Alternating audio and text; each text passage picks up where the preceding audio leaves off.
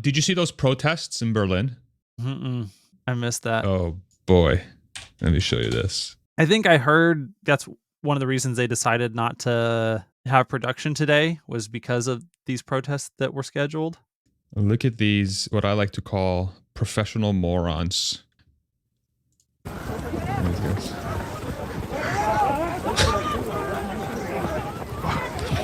It's an anti-capitalist group. Look at them. Just rushing the... There was a reply. I gotta show you this reply too. Hold on. On X, they were like, look, who are we to say their anti-capitalist ideology is wrong? Maybe they are right and we are the ones who are mistaken. Tell you what, to settle the matter, let's divide Germany in half and let them rule one half for, say, 40 years, and then we can check back and see if their political hypothesis holds up.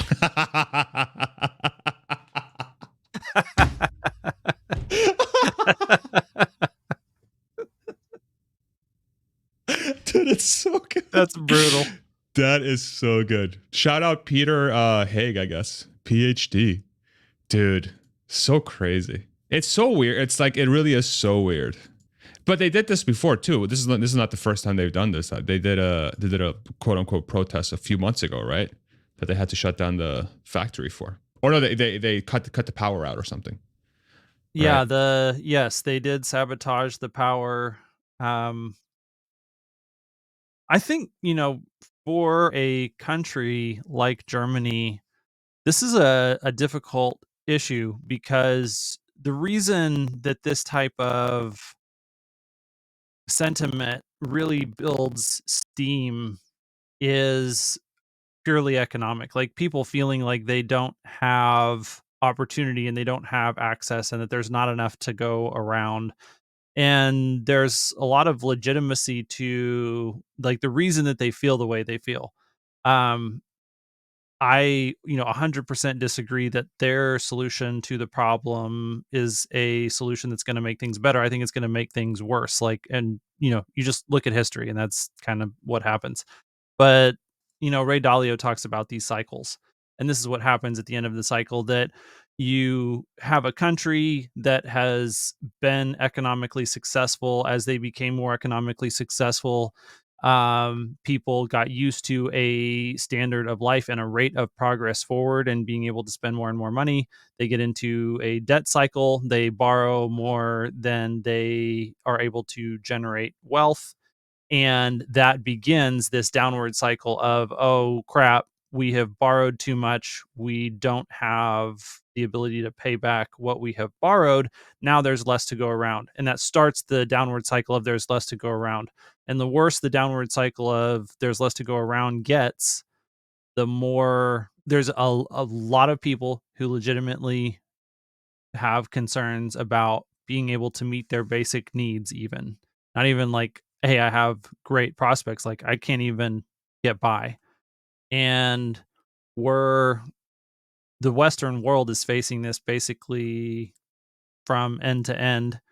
The US is not exempt from this. We're dealing with the exact same thing. We just happen to be better off than any of the other Western countries on this front right now.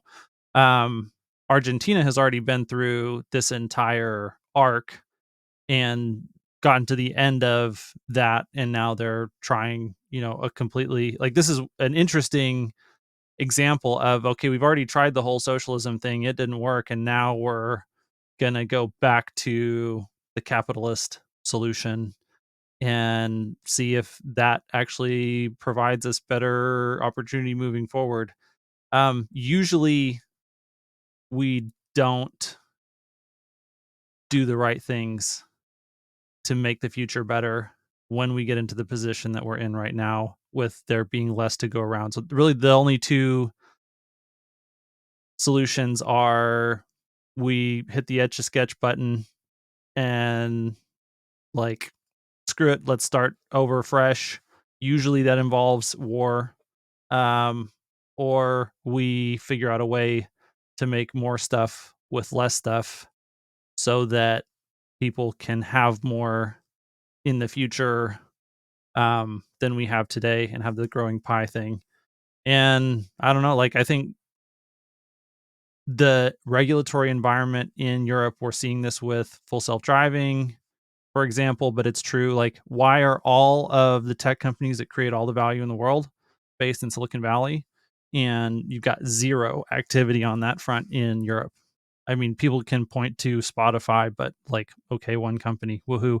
And, you know, in the landscape of what has changed the world, Spotify's way down on the list. So, yeah, that fact means it's going to be really hard to generate more wealth in a place like Germany, to do more with less, because they're slowing down. All the ways that they've made money are from things like automotive that they are now falling behind in aggressively. And so the prospects for,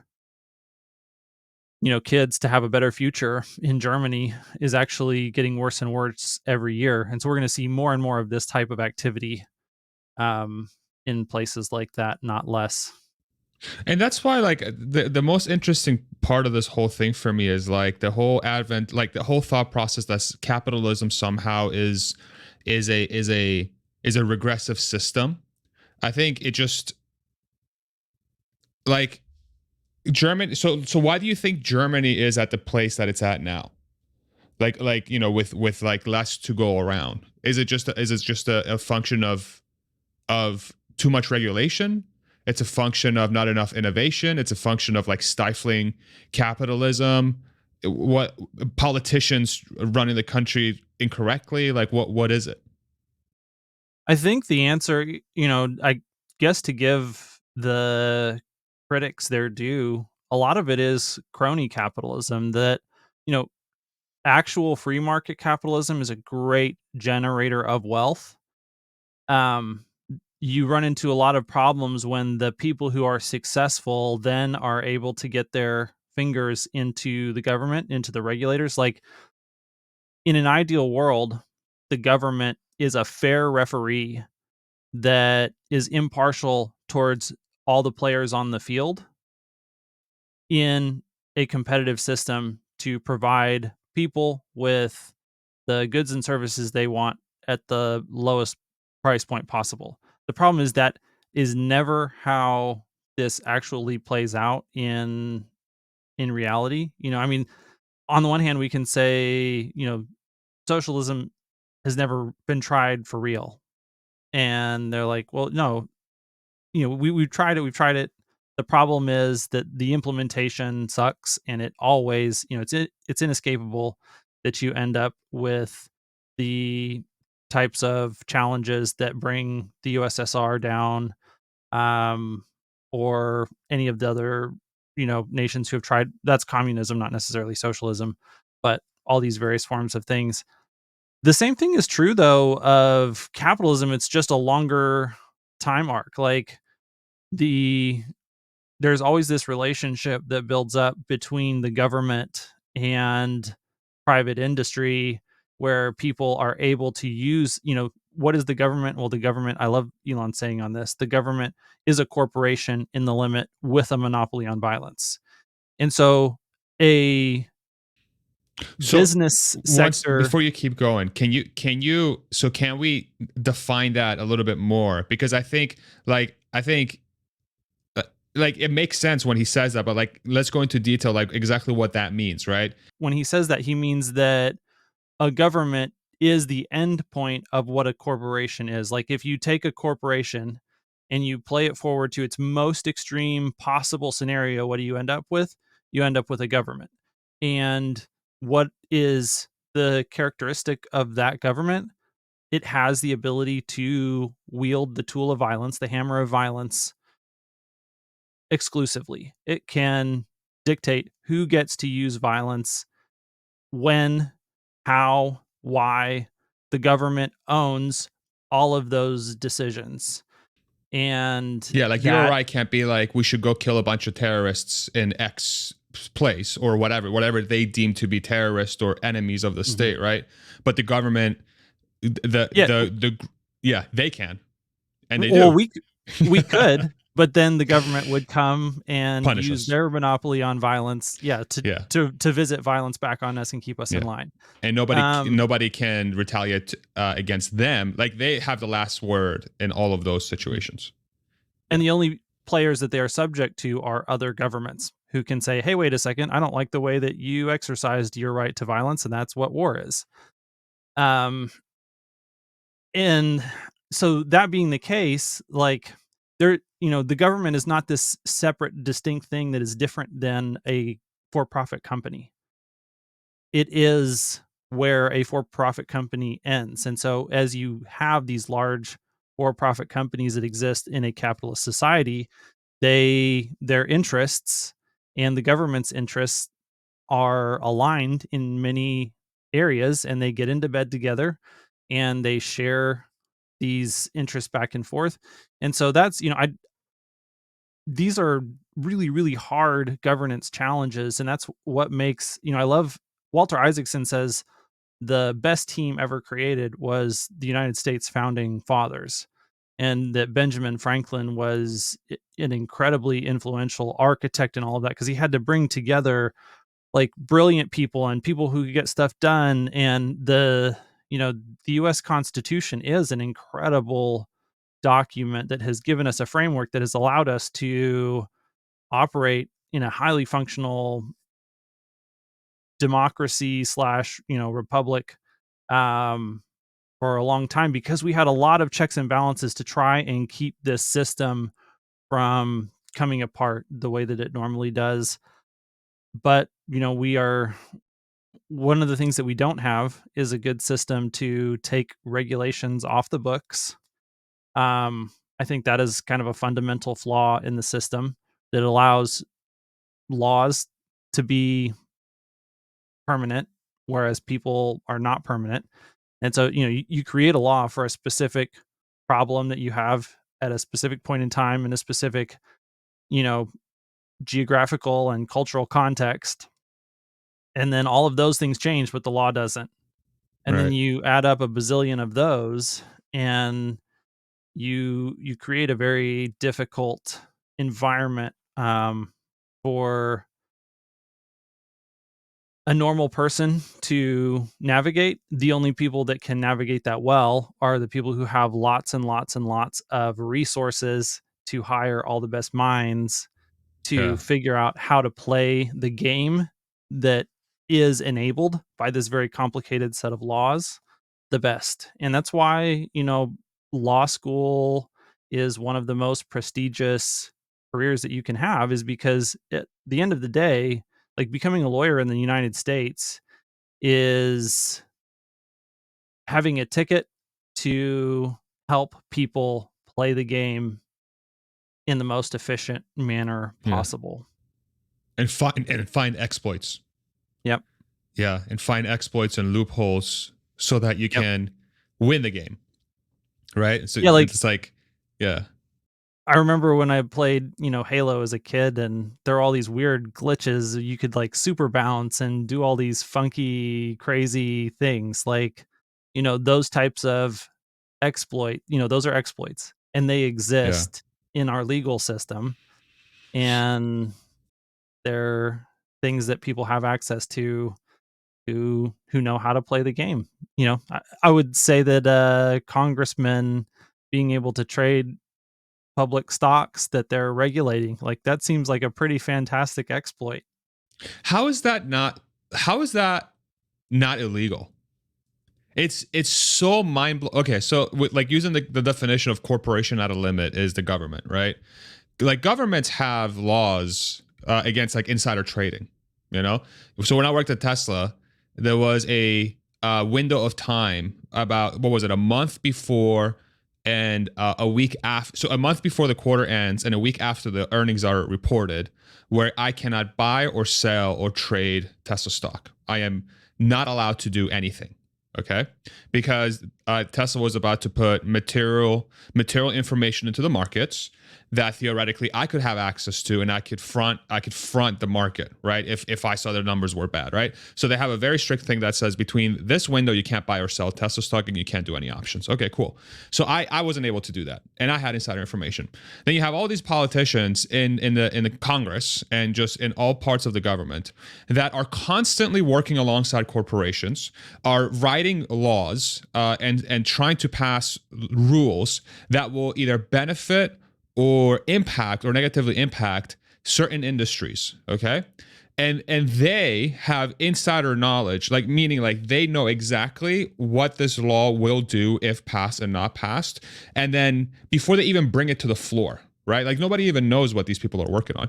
And so these people can, there's no limitation on what they can do. They can very easily just put a trade for like if we use the EV tax credit as an example, they could have just very easily bought calls, or for those that are not familiar with what calls are, is basically like a way to make a lot of money on the stock going up, not just selling the stock, but making money on the stock actually going up, the derivative of it, the thing going actually up.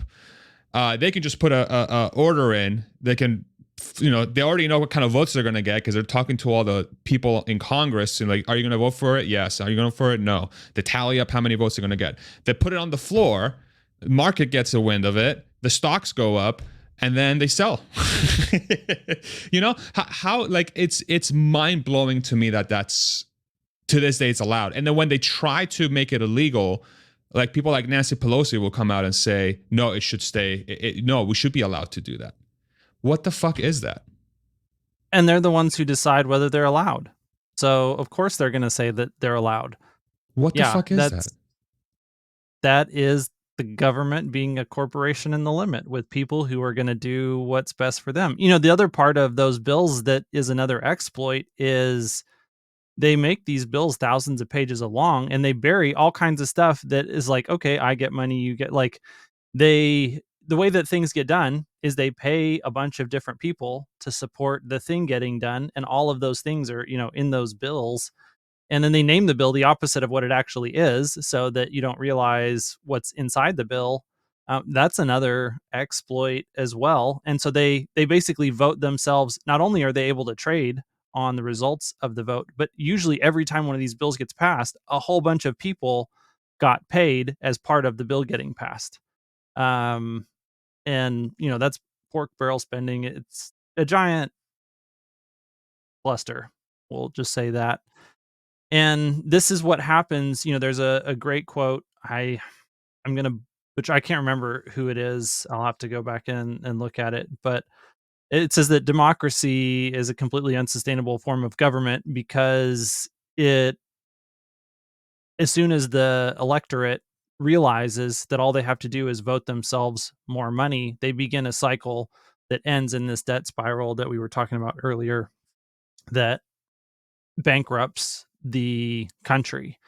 And all of that is true. It's still the best system that we know of and have access to, because at least if you start with socialism, you kill the capitalism goose that lays the golden egg that allows the country to flourish in the first place right away. And so it's just like you're already on the debt spiral part as soon as you implement that, and everything's going south very quickly. If you have a free market economy, as long as you can maintain that free market economy and you can keep government regulators from appointing winners and losers and becoming that unfair referee, like as long as for whatever period of time the government is able to maintain being a fair referee, free market capitalism will absolutely produce wealth and a growing pie. And so the only question is, what forms of government allow us to keep the government constrained to being a very fair and impartial referee on the system. As long as we can do that, people will get more things. The world will become a more prosperous place. And then as soon as that ends, that's when that's the beginning of the end, that leads to these debt cycles. And this is where I'm like, like, so this was I don't know if you saw this. This was shared on Andrew Yang's recent TED talk. So this is congressional approval rating versus reelection rate. So the approval rating of the U.S. Congress, which is the House and the Senate, it's 15%, but the reelection rate is 94%. So Exploit. exactly, right? This is crazy. So 85% of the US does not think Congress is doing a good job. So what usually happens when you don't think somebody's doing a good job? That you fire them. However, we are voting in 94% of the people that have this 15% approval rating. You know what I'm saying? And one of the main reasons why that is I mean Yang talks about how it's we have this sort of um system of voting that you have to just cater to the extreme 10% to get the votes that you need to win the local elections, because that's what drives people to the polls. It's the people that are most connected with the thing you're trying to do. And right now we live in a very polarized world, so those people are likely going to have one or two issues that if you hit on, they're going to go vote, right? And those tend to be the more extreme ideas, let's say. But then without term limits, you can just keep doing that over and over and over and over and over and over again. Yeah, I mean, Biden has been in office for like 50 some years. Like he became he first entered, I don't know if he was a congressman or a senator, but he was 29 years old and now he's well over 80. And so like he's been in office in government this entire time since then. So yeah, it's like and he's, not the exception, he's the rule. Like there's tons and tons of different people who are just these lifers in the system, and they are experts at playing the game. And the other piece of that is really the Democratic and Republican parties have done a very good job both of manipulating the rule set so that the only people that can ever be elected are either Republican or Republicans Democrats. or Yeah. Democrats. And this is where you get you get a uniparty, that the things that they agree on are the things that we always do, because you are either, and I think that's, I'm not a huge conspiracy theorist, but when I just look at effects, That I is would like say that's I'm only like a that's the small, like I'm that's a the medium preface. conspiracy theorist. Yeah. That's the Not a preface huge of one. every conspiracy theorist. I'm not a huge conspiracy theorist, but I would just say that, the results of what we do, that both parties seem to really be all in on, let's spend more money and let's fight more wars. Like those two yeah, things, if you just look at our history, we're always about doing that. It doesn't matter if it's a Republican who's in office or a Democrat who's in office. We are always about doing those two things, with the weird exception of the most obnoxious possible president being Trump. That he definitely spent a bunch more money, but he did keep us out of more wars for 4 brief years, at the expense of just making things absolutely insane here at home. So, I don't know what to make of that, but if you look at that history, I don't know how you come to a conclusion other than something that has a large amount of influence over both the Republican and the Democratic side of the aisle really likes war and debt spending, and it seems to get its way a lot. So I don't know if that's an emergent thing. I don't know if that's a bottoms up thing. I don't know if it's a top down thing. Whatever it is, it seems really gross, and I don't like it. I mean, it's just defense companies have a ton of lobbyists. Politicians are not really there to serve the people's interests. They're there to get as much power as they can so that they can live their fantasy. I mean, if that wasn't the case, why do we have career politicians? The thing that really blows my mind is that there's somebody out there that would want to be a politician, which in reality, like, the real name for a politician should be a public servant. Like, that's what we should, that should be the name, public servant, right? Who would want to be a public servant for more than, say, 5 to 10 years max? Because that job kind of sucks if you really think about it, because all you're doing, you're dealing with the worst things that's happening in society and trying to fix the biggest priorities, right? And that's what you do day in and day out. That's what you should be doing, because that's what a service to the public should mean. Is that you're spending 5 to 10 years of your life, or however long that is, dealing with the absolute worst things that we as a society have to fight through, and you're donating your time and your effort to that, and then the taxpayer puts money in your pocket through a salary, so you can go and do that, right? And so, like, who would want to do that forever? That doesn't sound like a good job to have. So the fact that there are people that are willing to do that forever means that it's probably not that hard of a job. And if being a public servant or politician is not that hard of a job, then that by default means that they're not working hard enough. And we see it. I mean, it's obvious. It's like the result of the whole thing that we have going on right now, with just the way we spend money, the fact that we have a $2 trillion deficit. We have a $4 trillion budget. We spent $6. We have a 15% approval rating in Congress, but we have a 94% reelection rate. You know what I'm saying? Like, nobody's happy with how the country is being run. And all the people that are in government, in the federal government, a lot of them are way too old. They've been there forever, and nobody wants them there, yet they're still there. It's fucking crazy. It makes no sense. Yeah. And the only way that exists is if there's a system that keeps it in place. Like, it's not an accident that their reelection rate is 94%, and that is independent of their approval rating. Like, there's a system that makes sure that that's the case. And I love the idea of, it seems like in Alaska that the ranked choice voting or the star vote, there's a couple of different solutions that both do a much better job than what we have at this. And that's one of the things that Andrew Yang, advocates for. It seems like it's worked well in Alaska. I don't know if it's possible for us to get around whatever that system is to get ranked choice voting or star voting, whatever, adopted by all of the rest of the states.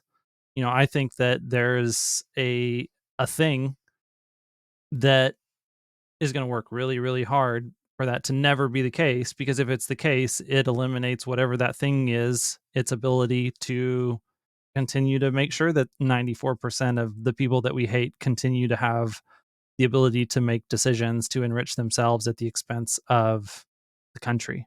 And that's, I don't know that I think about it in terms of work ethic or how hard the work is or how easy the work. Like, apparently the rewards for doing whatever that job is that doesn't seem like it's super tied to serving the public are really good, because the people that get there want to stay there, and they want to make sure that they stay there as long as possible. That's what I'm saying. Like, the rewards have to be pretty incredible. Good, right? Like, I mean, like in every other situation, like most people that are working really hard for a really long time will get burnt out and they will leave. And the older they are, the harder it is to keep that intensity, because you just can't. You have family, your body just slows down, your mind slows down. It's just a natural progress of life. That's what happens, right? Yet for some reason, government is a magnet for people that are not at their prime. They're just not. And I'm not trying to say, oh, old people shouldn't be in government. I'm not saying that. Is that there's a disproportionate amount of people not in their prime doing some of the most important work that's needed to keep the society moving forward in a democracy. And we are like the opposite of what you need is being attracted to that. So by default, the framework is fucked. And these people are like the least intellectually interesting people on the planet. Yeah. Like, you look at what they are doing and what they're saying, it's like, this is not a smart person. Like, this is not a smart person at all. Much less someone that I have any confidence can solve my problems. Or worse, they're a very smart person and they're manipulating the public. I think it's more that than the other thing. I think it's a very smart person that's manipulating the public so they can get power to get into that seat, so that they can just get all the wins they get from that and play the game. They're just there to play the game, you know? I know people that have run for office, like in public office, that and in their own jurisdictions, that when I ask him, like, why are you going, like, why are you running for that? He's like, oh, because I want to be a senator one day. And I'm like, why? Like, why do you want to be a senator, right? It's like, oh, it's because it seems like it's good. Like, it's it seems like you get paid a lot and you get to do a lot of cool things. I'm like, okay, so you don't want to serve the public. You don't want to serve the public. You want to hoard power and hoard influence, and it's a career. It's like the graduate coming out of college that has a degree in engineering and they want to work for Boeing. It's like, oh, it's a cool thing that I can put on my resume. It's like we fundamentally like lost what it means. Like I was thinking about this yesterday, Hans. Like, I was thinking is like, well, because I get so I get really down when I think about the situation that we're in, because I'm like, this seems like an insurmountable problem. It's like the incentives are broken. The people that are in the place to change the incentives have to make a decision to change the incentives. And all the incentives are keeping them there, doing a bad job. And so if they change the incentives, by default, that would mean that they would have to leave or completely change the way they do everything and suffer through a lot of pain. And they're already old and they're not going to want to do that. So it's like, okay, so how do we change that? I wish there was like a wand I could use that just said, everybody vote for not a Republican or a Democrat on every ballot from this point forward for the next 4 to 8 years. Just at random, pick a third party candidate. I don't care if it's independent, green, communist, Satanist, Christian. I don't give whatever the group is, just at random. Don't pick a Republican or a Democrat. And I bet you $1 trillion, the outcomes from that will be 1,000 times better, because you get rid of the garbage that we have in there right now. You just it's kind of like doing an Elon Musk purge of Twitter by like through the system. It's like we somehow convince people to not vote Republican or Democrat. Don't buy the whole, oh, if you're a Republican, you can't vote for Democrats because they're gonna steal your baby. Or like, if you're a Democrat, don't vote for Republican because they're on democracy, right? Just throw that out the window for a couple elections. Vote people at random that are not Democrats and Republicans and see what happens. You could probably just pick names out of a phone book at random and end up with like, we don't even have to elect people, just like randomly pick people out of the phone book and say, okay, here, this is your job for the next 4 years. You've been conscripted. Yeah. It's like a government draft, and like the counterintuitive thing there is like, nobody wants that job because they all know. See, nobody wants that job because they feel like they have to play the game. And that's like the part of it, is like, it really reinforces the idea that we just live in a game. We just live in a game. And that there's people that play the game. There are people that try to win the game. And there's very few people that want to change the game, because changing the game requires a gigantic amount of sacrifice and difficulty and pain. Like, this political game is the game of humanity since the dawn of time. And, we've seen societies and cultures rise and fall over and over and over again, nations all the way up to empires. Like, as humans, we keep figuring out how to make more and more complex human organizations, and they build up to have more and more power. And, the US led world order that we have today, that has produced, on relative terms, it's the most peace and prosperity the world has ever known to this point. Like, this is the most complex human organization that has ever existed. Like, the fact that we're able to have like global trade and relative stability, like, it's an incredible accomplishment. But we always go through these up and down cycles, and nothing that we've ever done has ever lasted. And we're talking about the forces that bring about the end of that. And then seemingly, humanity as a whole is very, very resilient. And even though a whole lot of people can die, and there can be a whole lot of disruption, and we can have world wars, and we can mess up things left, right, and center, somehow humanity as a whole seems to be able to come back from that stronger and build an even bigger, better thing or the next time. But that doesn't mean that you don't have things like the Holocaust or, tons and tons of people in Russia that end up starving under Stalin because of, experiment. I mean, that was an experiment. All of these things are experiments. Like, what if we do governance this way? What if we do human organization in this thing? It's like an idea, and people will try it, and then we'll measure the results, and we'll see the results. Um, the reason, so in saying all of that, like, I don't know how we get out of this cycle. I think that the cycle is the cycle, and this is why a lot of people are very concerned about this specific cycle. We have the most complex thing. We also have the most complex technology. If we get into a war, now we have nukes. And if we use enough nukes, like, we have the ability to reset human progress back to the Stone Ages, Yeah. if not eliminated entirely.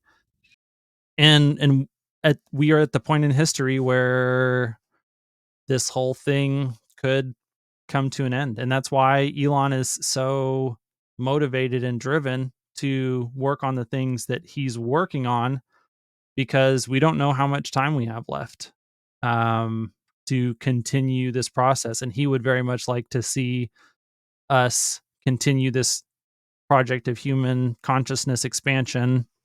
I think the huge majority of people do. I think a huge majority of the people do, and I think that's the thing where, like, I think the reason why he has the fandom that he has is because there's a lot of people that connect with that message. They haven't had the platform, and they haven't had the whole, like, they haven't had somebody at that level in that part of the sort of social hierarchy, whatever, that's like a driver of those ideas and trying to make them mainstream.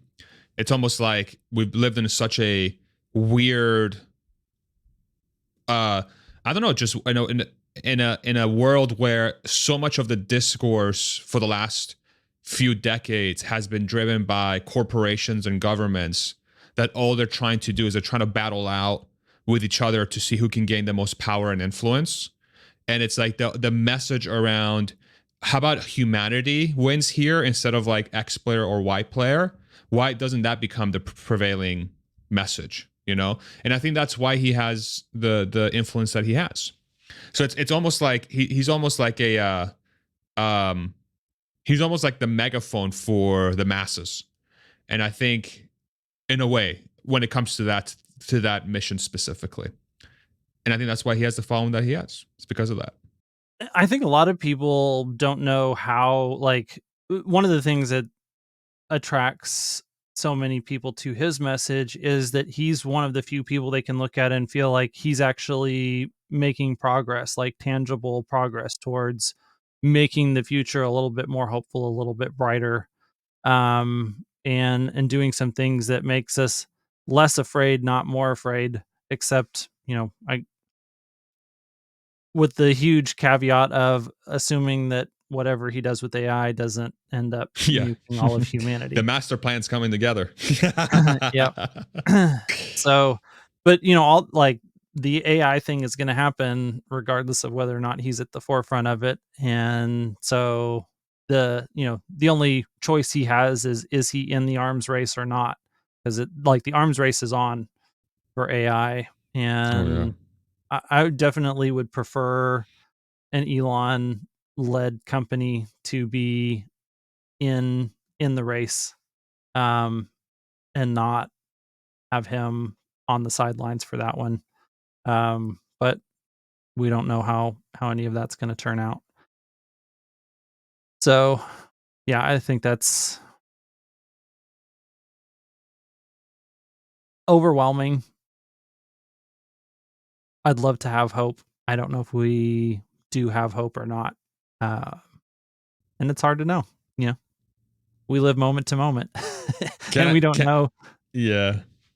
We don't know.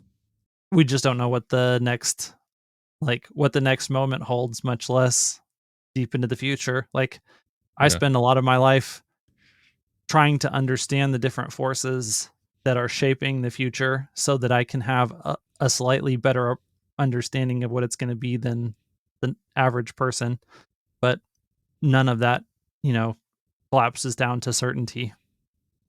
Yeah. What a cheerful podcast today. Really cheerful, super positive, just very, very happy stuff, you know? Here, I guess this is where we can go on the hard left. Hey, this is Next Morning Editing Hans, and I just want to provide a little bit of context before I play the rest of this episode. I do get a little bit preachy moving forward, and I'm realizing that here as I'm doing this edit. And I just wanted to let everyone know that the primary person that I'm actually preaching to is myself. My wife and I are facing a set of pretty challenging relationships in our personal life right now. And there's a lot of difficulty that we are kind of confronted with on a daily basis that's based on that. And so I think a lot of what I have to say for the rest of the podcast is me trying to work through convincing myself what it is that I believe and why we try to show up in the way that we do in our daily life. And so I hope that you could extend me a little bit of grace and not feel offended in the way that the tone comes off here in the rest of this conversation, because ultimately I am the main audience for a lot of what it is that I have to say moving forward. This is why I am a believer in Jesus. I think that the core message of I think the core thing that humanity needs right now is more people who really are reaching towards trying to be the best person for the world that they can be. And I think Elon is inspiring because in a lot of ways, you can really see that he's trying to be the best person for humanity that he can be. And he's doing a lot of incredible work in that realm, whether it's for free speech, whether it's for sustainable energy, whether it's for, our ability to travel out into space and to explore other planets in our solar system and potentially beyond. Like all of those things are going to have a massive influence on what the future of humanity looks like. But if we as humans don't reach for and try to be the best versions of what humans can be, then, is all of that stuff worth it? And I don't know the answer to that question. If humanity goes out among the stars and we are able to have people throughout the solar system and then in other solar systems and potentially even other galaxies, and we're able to accomplish all that, but what we become in the process of doing that is something that looks like a dictatorship, an intergalactic dictatorship. Is that a bright and rosy and hopeful future? I don't know. And when I look at the example of Jesus's life and the way that he interacted with other people, the way that he loved other people, and really ministered to the people that the rest of society said were not worth any time or attention. Like that is a goal that I think is worth pursuing for each person to try and be a little bit more like that over time. And that if we all did that, that humanity as a whole would be much better and that we would have stronger communities, stronger governments, stronger um stronger character and resiliency. But we have to do that in a way that looks like Jesus did it, which is not the way, I'm very, very much annoyed right now with this whole move of Christian nationalism, where people think that Christians should be the ones who, like, only Christians should be allowed to be in government and that we should That's dictate what crazy. society does and does not do based on what those people think. And I think that's literally That the will worst definitely not idea. lead to any terrible outcomes or nothing. No, we've never tried that before, have we? It never worked out terribly in the past, did it? Yeah. It's just like, people who are historically illiterate and who've never read the New Testament. Like, if you actually believe that Jesus was the Son of God and that as the Son of God, he had complete power to do whatever he wanted, and yet he did not ascend to the uppermost throne of a human government. Why do we think that that's what we should do as Christians? Instead of, he said, you have seen the way that the rulers of the world lord it over other people, but I have come not to be served, but to serve. And that doesn't look like, hey, I want to be the president of the United States. Like, that means I need to find the people around me who I'm connected to, who need someone to love them in a tangible way and try and help make their life better.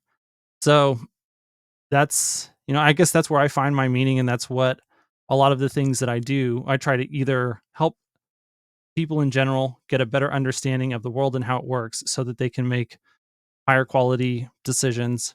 And I try to tangibly and practically love people, in real life, face to face, that other people think are lost causes. And, those are the two best things that I know how to do personally to try and build towards that hopeful future. Because I'm not Elon. I'm not going to build rockets that go to Mars. I'm not going to, buy Twitter and create a X, the free speech platform. I'm definitely not going to start Tesla. Like, these are not things that I'm going to do. And those things are important and they need to be done, but those are kind of on a whole separate axis of things that move the needle forward towards a hopeful future, I guess. Like, those are huge forces that shape things, but it doesn't collapse down to the most important thing in my estimation. Yeah, I think a huge majority of people want to do the right thing for people and for themselves, right? I think they always look after themselves first, but most people are good people. It's just like, do they have the capacity or the bandwidth to take that on? Like to help others or to try to do other things, like that could impact humanity in a positive manner. I also think that like it's fascinating hearing you talk about your relationship with religion and Jesus and sort of your beliefs, right? Like I'm on the other end. I don't understand. Like, I haven't really connected with a religious text or teaching that is a guide for me on how to live, like, in the best way possible. But like, my intuition has always told me that people, almost all people, are very similar down to the core things of being a human. And I very often feel like, when I see somebody struggling, I feel sadness, and I want to help in some way. When I see people in pain, I get sad. There's feelings that I feel that I know billions of other people feel, because billions of other people connect with messages like in religious texts and others that say, hey, like, you got to help the people in need, and things like that, right? You got to build a better future. So that tells me that almost all people, we're all aligned. We just haven't had the chance, or we don't live in a, like, especially in Western society, especially in the United States, we're in this rat race of constantly trying to better ourselves and to gain more resources and power in different levels. And now we're at the point where there's just so much on top of us right now. Like, society has put on so much, by the way of, you got to work two jobs to keep up with the American dream. You have to whatever, you have to bend over to a corporation and just do everything that they tell you to do to live the life that you want to live. Like, we don't have the right incentives for people to take risks and to build their own path, and it's stuff like that. Like, I feel like there's just not enough bandwidth. There's not enough bandwidth for people to take that on. That's where I I think land. I would agree with that largely, and I would say the thing that different, or that makes the difference, I think, if a person feels like they have enough in their life to take care of their needs and the needs of the people they love, then they have a capacity for that, generous spirit to be able to look at someone else who is in need and feel compassion for them, and to want to help them or to try to help them. Um, but we do live like the one of the narratives that exists out in the world that I think is just complete and utter nonsense is that nature is this beautiful, pristine thing that is perfect in and of itself, and we're kind of like Perfectly brutal. an infection on the pristine perfection of nature. But it's like, man, go try and live out in the woods by yourself for a week, and you're going to come face to face with how brutal nature is. And it is both, it is beautiful, but it is also terrible and like extremely hard to survive. And like the arc of human history is like this literal battle for survival of individual humans and then groups of humans and then larger groups of humans over time, and we have had to overcome how hard it is to survive and thrive in this world that we live in. And because of that struggle for survival, that's where you get tribalism. And when you are faced head on with a situation where either like we don't have enough to survive, so we have to get more stuff. And there's only so much stuff to go around, and there's not enough stuff to support all of the people that are here. That resource constraint is the thing that drives, okay, now we're shutting down the empathy, now we're shutting down the compassion, now we are turning to violence. And people look to, okay, who's the strongest person who makes us feel the most confident that they can take the stuff necessary to keep all of us alive from whoever else has it, so that we can survive. Like, not everyone's going to survive, and now we have to start deciding, okay, who lives, who dies. And well, if we're coming to the question of there's not enough stuff to survive, who lives, who dies, it's obviously them. They need to die. Like, I'm not volunteering for that. I'm not volunteering the people that I love for that, and I'm going to do whatever is necessary in order for that to happen. That ties back to the beginning of our conversation, as we're in this, that is the cycle that we're into now, is that there's a lot less stuff to go around. That's the shrinking pie. That's where these feelings of tribalism and like more, we're normalizing being willing to do violent things to other people, whether those are social violence or actual physical violence, because we don't feel like there's enough to make sure that we can have a good future and that we can secure a good future for our family and our loved ones and our friends. Um, and that's where I'll come back to the countercultural radical thing that's different than just about any other system that has been tried, is that Jesus says, love your enemies, pray for those who hurt you. And when it comes down to those choices, that he led by example in, if someone's got to die, I guess it'll be me instead of you. And like, that is no, I'm getting chills and goosebumps thinking about it. That's who else in history led with that message, that when things get rough, like not I'm gonna take a risk and I might die. Like, I'm gonna do something hard. Maybe there's a reward, maybe there's not. Um, and I'm gonna be brave and I'm gonna try to survive. It's like, no, I know Yeah, what's it's gonna like the happen definition of here. sacrifice. Yeah, It is the definition, and yeah, self-sacrifice, and that's, I think that is what is inspiring to me. That's what's ultimately inspiring to me, is that when the chips are down, he's willing to pay the ultimate price. And that's where the verses come from that say, no man hath greater love than this, than to lay down his life for his friends. And it's the ultimate example of that. And I think that's an ethos that if more people lived into that, which is hard, like it that's the hardest thing to do, to say, you know what, it's not what's best for me, it's not what's best for my family, it's not what's best for my friends, it's what's best for everyone. That's what I need to be ultimately committed to. Yeah.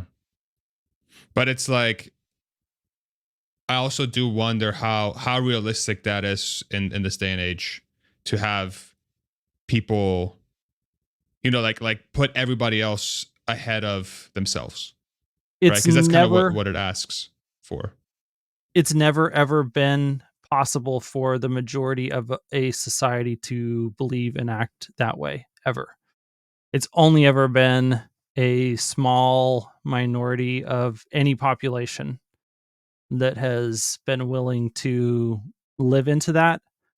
But this is the one place that I do have a hope for the arc of humanity. It seems like that small minority of the population who's really been willing to do that has been the they've preserved the seed of whatever it takes to get us to the next level of the cycle. And like they preserve a very special part of what it means to be human that is beautiful and worth preserving. Um, Yeah. I think I definitely do feel like there is a giant movement for people to find meaning, and to connect to a greater force, a greater power. Like, if I use myself as an example, the one thing that I'm becoming more and more in awe of is not so much religious text, or uh figures from a religious, like Jesus and others. Is like, for me, it's like just how insane the universe is, and how insane reality is. I'm becoming a lot more connected to that, and like, it makes me feel very insignificant, but in a good way. you know it's like, I feel like I'm just like a part of this incredible force that keeps moving forward, regardless of how I feel or what I do. And when you think about that force, you're like, this is the craziest thing of all time. It makes no sense that I'm alive. And so that fills me when I think about, like, when I view reality through that lens. I made a post on X a while ago, and the responses were very interesting. I said, "We don't matter. We're all gonna die." It's something, I forget what else I said, but I was sort of like inspired by a video I was watching around this topic, where it's like, within the lens of the universe, like, we're so insignificant that, like, it was almost like a way to get through the anxiety or fear that you might feel when you're trying to do something, that maybe feels scary or overwhelming. It was kind of like, listen, it's not that big of a deal. Just do it. It's part of the human experience. Just do it. Like us expecting our first child here in the next week or two, hopefully. Like, there's fear and anxiety attached to it, but it's like, it's one of the most incredible parts of being a human. Like, lean into it. You know what I'm saying?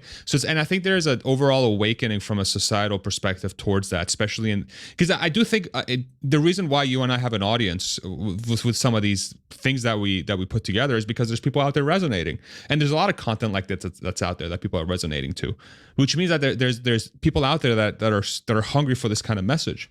But it's like, our society is like built in a way that, like, it tries to distract you from that connection in a way. Like, there's too many distractions and too much dopamine out there for people to, like, connect to. And I'm and this is like kind of taking it back to that whole AI discussion, is like, what's AI going to do in that world? Is AI, artificial intelligence, robotics, automation, is that going to create more time for us to connect with what it means to be alive and being a human? Or is it going to distract us from that by maximizing the amount of dopamine that we could feel in a day?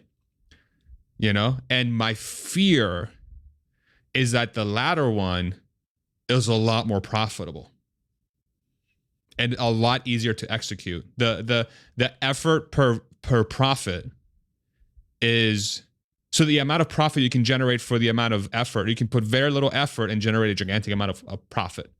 And if those tools and that power of creating those systems, leveraging artificial intelligence and like the future technologies, is coalesced around, or like, in small groups of people that control that, forget it.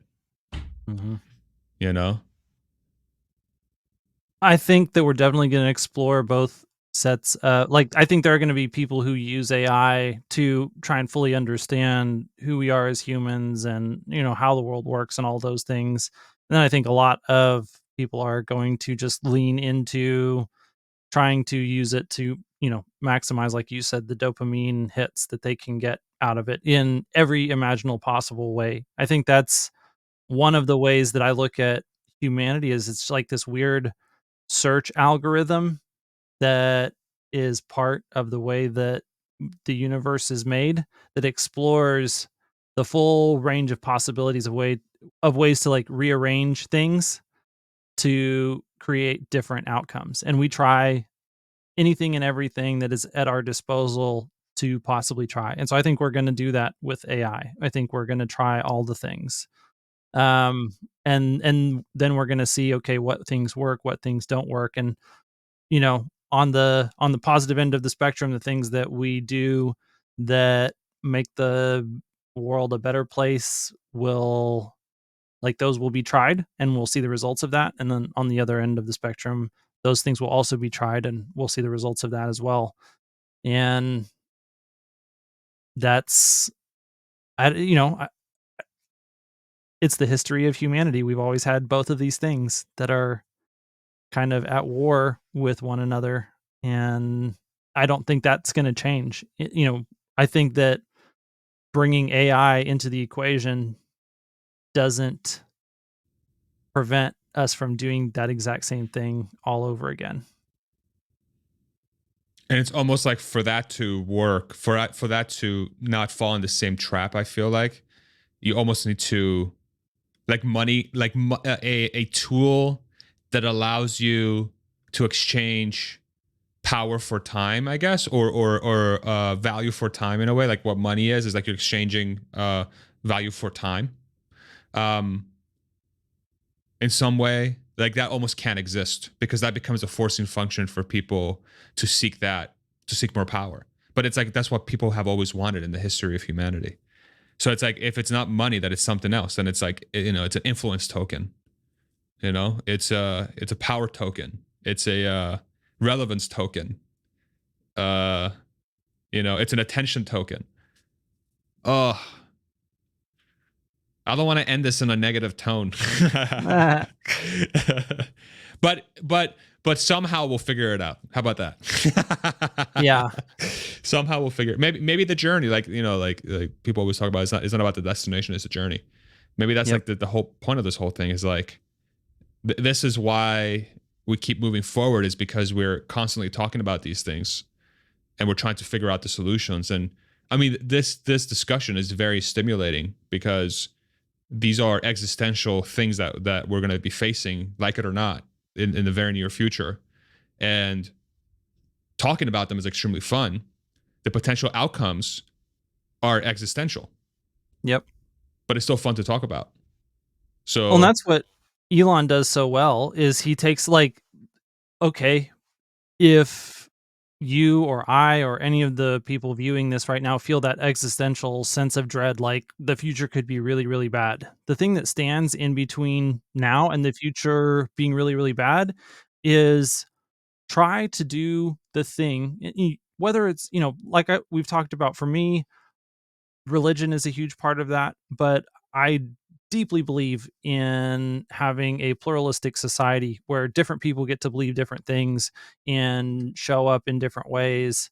And so if, for you it's not necessarily religion, there's, you're inspired by the improbability of everything, but if everyone tries to do the thing that serves other people at a higher level, I think that, if everyone in the world did that one thing, whatever it looks like to them as best they can understand it, today, and then maybe a little bit more of that even to like do the smallest thing that you can do today that moves the world a little bit more in that direction. And then tomorrow, do a little bit more than that. And then the day after that, do a little bit more than that.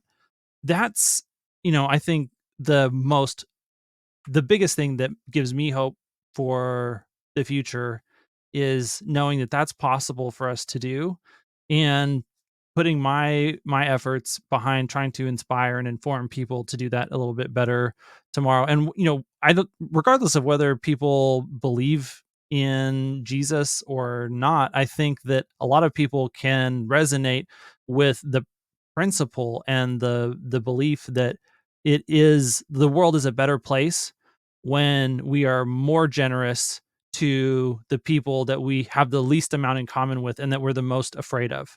Um, and so I would say, that's just a principle that you don't have to believe in anything necessarily to agree with that, and then try to live a little bit more like that on a daily basis.